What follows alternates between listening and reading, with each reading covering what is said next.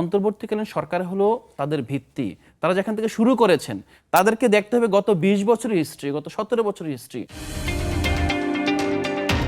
যে আসলে আমরা খেজুর নিয়ে আলাপ করব নাকি পেছন দিক দিয়ে যাওয়া হাতি নিয়ে আলাপ করব, আপনার কি মতামত?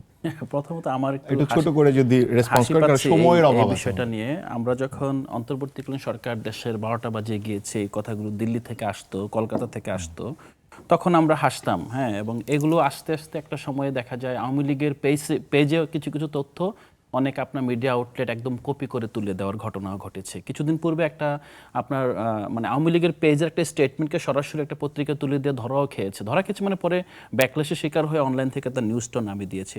প্রথমত অন্তর্বর্তীকালীন সরকারের সবচেয়ে বড় সফলতা, যেটা আমরা না সবাই বলছিল, যে অর্থনৈতিক একটা স্টেবল জায়গায় এসে দাঁড় করিয়ে দিয়েছিল। আপনি যদি দেখেন যে শেখ হাসিনার পতনের ঠিক পূর্ব মুহূর্তে শেখ হাসিনা যখন আপনার চায়নায় গিয়েছিলেন $4 বিলিয়ন ঋণ পাবেন, হ্যাঁ, এই একটা আশা নিয়ে, তখন সেখান থেকে তিনি মূলত $1 বিলিয়ন আপনার ইউয়ান পেয়েছিলেন। মানে এইটা এসে দেশে খুব একটা নাস্তানাবুদ অবস্থার মধ্যে দিয়ে আপনার তালগোল হারিয়ে এটা একটা বড় আলোচনার দিকে নিয়ে যাবে। বড় আলোচনা আমি জাস্ট একটা বিষয়, আপনি যদি বলেন যে 30 সেকেন্ড সময় দেন প্লিজ। প্রথমত আপনার অন্তর্বর্তী সরকার আপনার বড় কোনো মেগা প্রজেক্ট স্টার্ট করে নাই। অন্তর্বর্তী সরকারের পূর্বে অনেকগুলো ঋণ আপনার ছাড় হচ্ছিল না, কেবলমাত্র এই গভর্নমেন্টের আপনার অনেকগুলো জায়গা আপনার প্রতিশ্রুত ছিল কিন্তু ঋণ ছাড় হচ্ছিল না।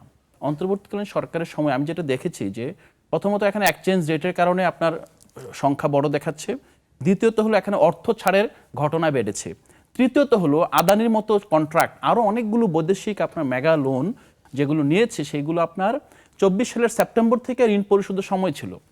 স্বাভাবিকভাবেই 24 সাল সেপ্টেম্বরের পর থেকে আসল এবং সুদ আপনার বাড়তেই থাকবে। এরপরে যাবে আপনি যদি এখন যে পয়েন্টটা আসছে 2 বছর পরে দেখবেন যে ঋণ বাড়ছে। আপনি ঋণ বাড়ছে মানে কি, এটা তো বেজ আছে, বেজটার উপরে এটা বাড়তেই থাকবে। তারপর আপনার এখানে যে ঋণ পরিশোধের ঘটনা ঘটেছে, পাশাপাশি ঋণ পরিশোধ করতে গিয়ে আমাদের অর্থভাণ্ডার খালি হয়ে যাচ্ছিল, তখন বাজেট সহায়তা হিসেবে বাহির থেকে লোন নিতে হয়েছে।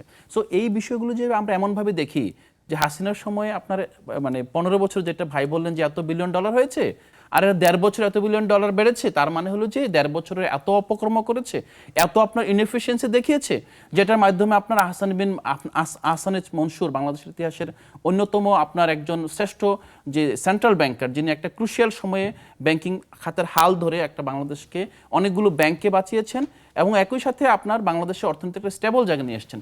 আমরা দেখেছি ওনাকে ভিলেন বানানোর রাজনীতি শুরু হয়েছে। ডেফিনেটলি ওনার প্রতি আমার তেমন কোনো আপনার যে আলাদা অনুকম্পা আছে, দরদ আছে তা না, এই যে ন্যারেটিভটার মাধ্যমে মোশাররফ হোসেন ঠাকুর ভাইরা কিন্তু বিএনপিরা তারা কিন্তু নিজেদের কবর খনন করছেন। কারণ অন্তর্বর্তীকালীন সরকার হলো তাদের ভিত্তি। তারা যেখান থেকে শুরু করেছেন তাদেরকে দেখতে হবে গত 20 বছরের হিস্ট্রি, গত 17 বছরের হিস্ট্রি। আপনি 1.5 বছরকে আপনি যদি কোনোভাবে মনে করেন যে আপনি একটা বাজে অবস্থায় পেয়েছেন, না হিসাব তো দিয়েছেন, এটা তো এই হিসাবটা তো আপনার অ্যাকচুয়াল হিসাব না। আপনি হিসাবটা বললাম না যে এই 2 বছর পরে আবার দেখেন, এটা তো বেসটা থেকে বাড়তেই থাকবে, আপনার তো সুদ তো যুক্ত হচ্ছে। আপনি 24 সালের সেপ্টেম্বরের পর থেকে প্রতি মাসেই আপনি প্রতি বছর অর্থ বছর যখন যাচ্ছে আপনার এটা সুদ এবং আসল যুক্ত হয়ে এটা ইনফ্ল্যাট হবেই।